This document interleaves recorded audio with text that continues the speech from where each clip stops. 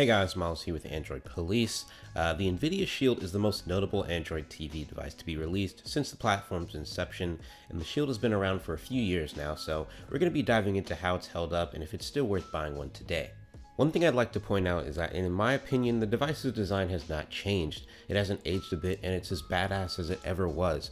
The sleek matte black design with the glossy black accents and that green LED light is still always fun for me to look at my setup. With the way they're built, it manages to be a nice little pop of flavor for any home theater and still kind of low key at the same time. All of the Shield's I/O is still very useful today. The model I have here is the Pro version with the 500 gigs of storage for $299. But it even has the option of expandable storage via a micro SD card or one of the USB 3.0 ports on the back. It's also got a micro USB port, HDMI, and Ethernet. I think the only thing missing here is a dedicated port for audio. I would have really liked to seen a headphone jack placed on the device, and then I'd have the option to use a 3.5 to optical adapter and get optical audio out of this thing. That'd be dope. The Nvidia Shield is currently running a version of their Shield Experience software based on Android Oreo. The software has always run very well, and the updates over the years have only made the Shield perform better. The main thing I love about Android TV is that compared to other smart TV devices like the Roku or Apple TV, it's super customizable and functional. Theoretically, you can sideload any Android APK on your Shield. This includes Chrome, Android games, and the list goes on.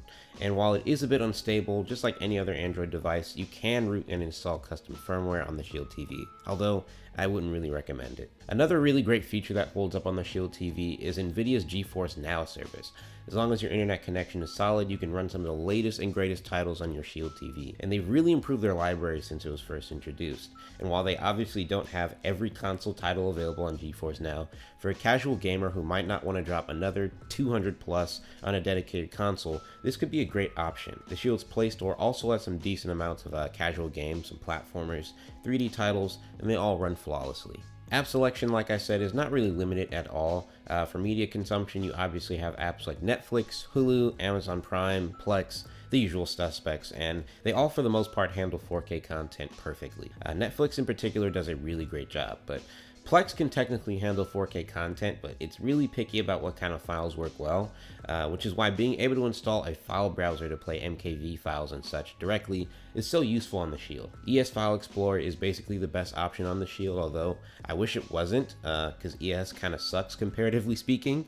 Regardless, it is my go-to for playing files that Plex can't. So for example, I have a 4K copy of Infinity War, H.265, 10-bit HDR, 7.1 channel sound, all that good stuff. It won't play on Plex worth a damn, but runs flawlessly when played on ES via the VLC media player. The movie looks incredible on here. Something that the Shield TV didn't have when it was released was Google Assistant compatibility, and while it works just fine, I honestly don't feel like it's that big of a must-have on this machine. Maybe it's just me, but I never think of using the Assistant for anything when I'm using the Shield, but for those of you who do, it's here and it works like a charm. Overall, there isn't much else to talk about with the Shield TV. In my opinion, it's well worth the money you pay for an overall entertainment device. When comparing it to the latest Roku, Fire Stick, and Apple TV, it can do anything and everything they can, and more. It's got a flawless UI experience, can stream the latest AAA games, in addition to a library of its own, can handle pretty much anything you throw at it from a media standpoint.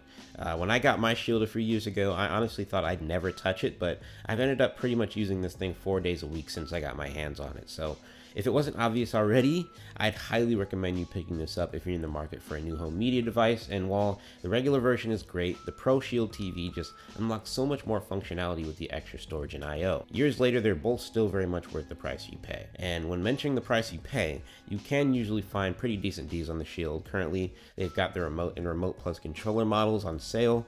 The Black Friday deals on the Shield were great too, so I'd definitely be on the lookout for those before making a purchase. Let us know in the comments below if you've got a Shield and if you've been enjoying it this far, or if you're interested in picking one up. Make sure to subscribe to the channel for future content like this, and I'll talk to you guys in the next one.